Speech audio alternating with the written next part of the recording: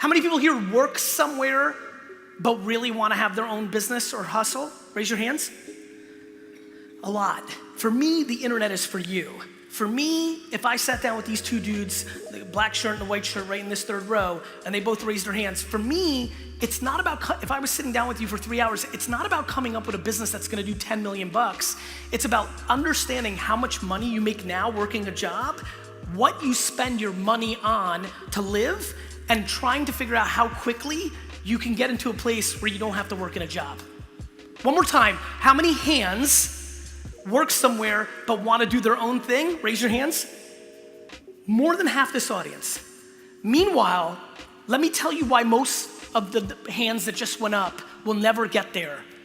They buy dumb shit. Do you know how many people here literally drive cars to impress people that they fucking hate?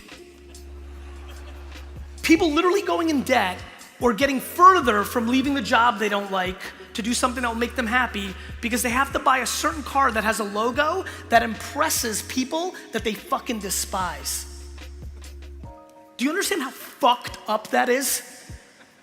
Do you know how many people here live in homes where they don't use more than half the rooms in the house? Like, we are so fundamentally in a vortex that makes no sense that I am unbelievably passionate understanding how much money you make and what you can do to get off of it. But the problem is, again, people are doing so many things to keep up with the Joneses, to make it look like they're successful, to appease their parents, and a million fucking other things that have nothing to do with themselves. And we need to change that fucking game. And thank you. And the internet is the most likely thing. The internet is a place where you can make $54,000 a year just talking about peanut butter. This is important, guys. This is super duper important what I'm talking about. The internet, unlike the real world, is a place where the long tail gets rewarded. The long tail. The reason I'm on this ridiculous to many people garage sale hustle thing is because the quickest way, by the way, because I knew I was gonna be here, do you know how crazy it is, especially in a market like this where eBay, because Amazon wasn't here, is even more mature and ahead? Do you understand how crazy it is that if you went to the clearance aisles of your 5 biggest retailers in Australia, bought things on clearance, went home, relisted it, and posted on eBay, that the far majority of this audience could make between $50,000 to $100,000 a year just on doing that for 9 to 10 hours a day.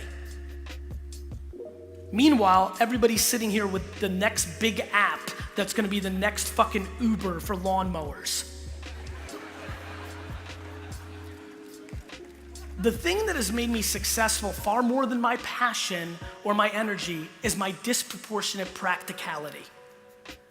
Most people want to look the part of an entrepreneur that came up with the next Supreme or Adidas brand or the next Uber or Facebook, yet are $40,000 in debt, working a job that they hate, and literally, if they went to the 5 discount stores that dominate this market, buy things on clearance, go home, take a picture with their fucking phone, and upload to eBay, and then when people buy it, go to the post office and ship it, they would be able to get out of debt and get into a financial place.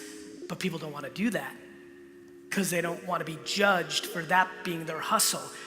Most people in this room and this world would rather lose looking like they're doing something successful than win and be judged for doing something that seems dorky.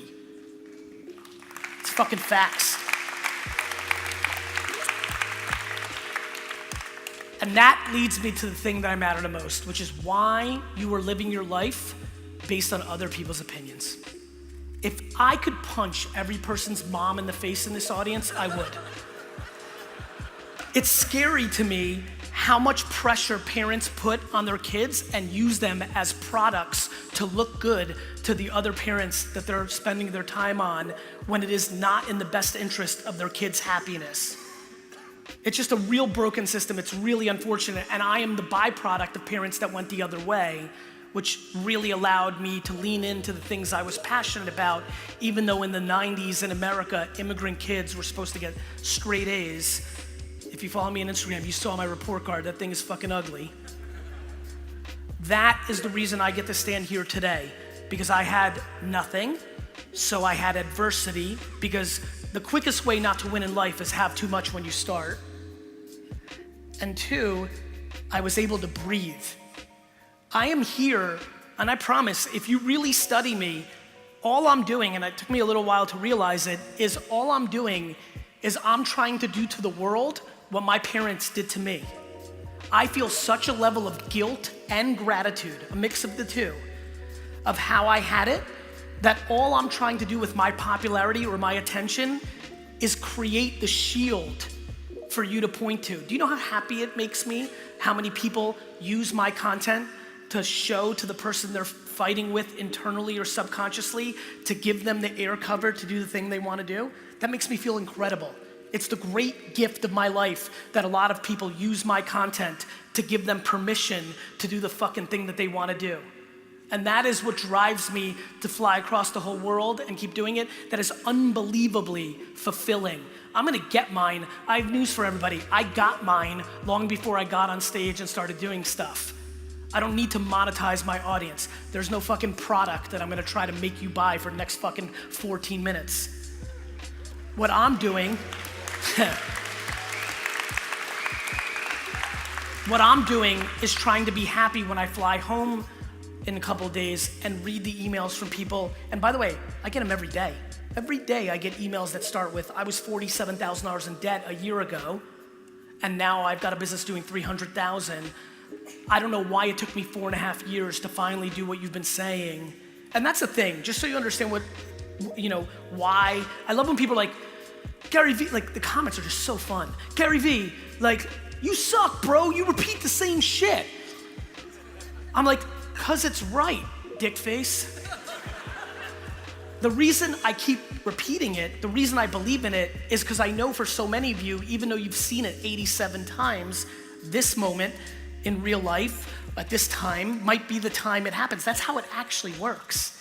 This is a game of perspective. Either you understand what's happening or not. Do you know how many people have defaulted into thinking this is a terrible time? My friends, this is the greatest time to be a human being in the history of Earth. I mean, I don't know what else to tell you. This is like math. This is not my opinion. This is what's going on with genocide and health, life expectancy. Like, this is the best. Like, for all the fucking shit we have with racism and sexism and a lot of terror, we got plenty of shit. Meanwhile, they had the Black Plague. Meanwhile, they had World War fucking II. Meanwhile, they had real shit. And we sit around and complain about the dumbest shit in the world. People complain about like getting the wrong milk in their coffee from a barista. Or that your Wi-Fi is a little slower than normal, asshole. Like you're upset. You can feel the speed is a little lower. Or you got a few less likes than you're usually getting on a post. Like the stuff that we actually spend time on is fascinating to me. It is a complete and utter lack of perspective. And so I spend all my time trying to contextualize what's actually happening.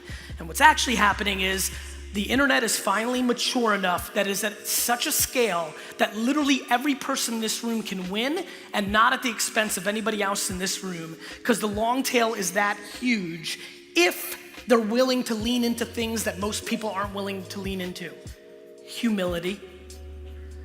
Getting quiet in their head from everybody else's judgment. Patience as fuck. Patience as fuck. Nobody has ever built anything meaningful overnight. People have inherited money. You can win the lotto. It happens, but not for the 99.9%. And all of this is available to every person here if they're willing to figure out how they communicate to the world. And now the most important part. I laugh at you. You know why? Because a lot of you commented about this conference today during the day. Some of you complained that people came up here and sold, right? I am a weird fucking dude. I decided to look at everybody here who complained about people up here to sell, and I decided to audit their social media profiles, their Facebook pages and Twitter accounts. Let me tell you about all the people that complained that people came up here and sold. Every fucking post out of their mouth on their Facebook is selling shit.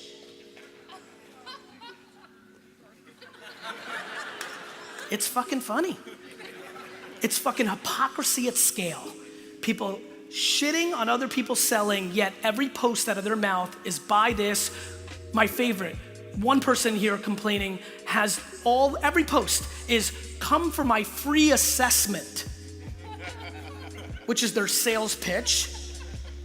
And so I highly recommend everybody here starts really becoming religious about empathy. You wanna really win in life? Figure out what empathy is and practice it. And I have no idea how to teach it, but fucking get it into your skull. The reason I sell so well is cause the only thing I think about is the audience, not what's in it for me, what's in it for them.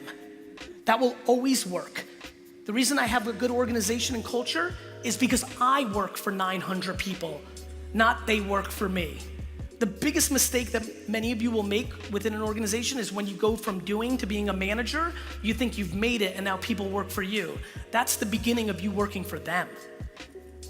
And so we are really in desperate need of perspective. And so what you may wanna do is not actually strategize your Instagram post based on how many followers or likes you're gonna get, but maybe actually weirdly, maybe just one time, it would be a good idea to think what the few people that decided to follow you actually get out of you putting that picture up. Maybe that will work. You wanna build a fucking audience? It's not gonna be bullshit engagement groups or fake followers or all the other horseshit hacks that everybody wants to fucking figure out to have the perception of having 4,000 or 10,000 or 100,000 fans. It's actually putting in the work to create a meaningful community based on you actually bringing them value. How about that for a fucking strategy?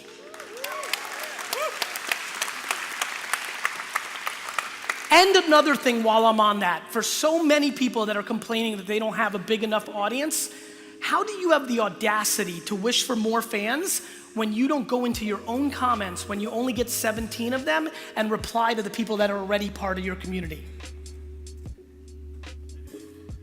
From 2007 to 2011, when nobody knew who the fuck I was, and Twitter was the platform of the day, I spent every day replying to every single tweet that made a mention of me, and used to go to sleep at 3 and 4 o'clock in the morning until I completely got to everybody, and that's how I built my foundation. People want the glitz and the glamour and the caviar, but they're not willing to eat the shit. Period. If you don't understand how this actually plays out, there is no fucking shortcut. There's no hack, there's no tip, there's just the work. My favorite are the fitness influencers on Instagram. They figured it out in fitness. They eat well, they work out every day, they're so disciplined, yet for their business or their social media following, they're looking for the fucking shortcut. The shit they make fun of that people do in health, they're doing in social and in business. It's cliche, I see it every day. My friends, please understand what I'm about to tell you. Social media's golden era will go away. Just like search engines' golden era went away and email's golden era went away. Everything we're talking about right now is in the prime of its career.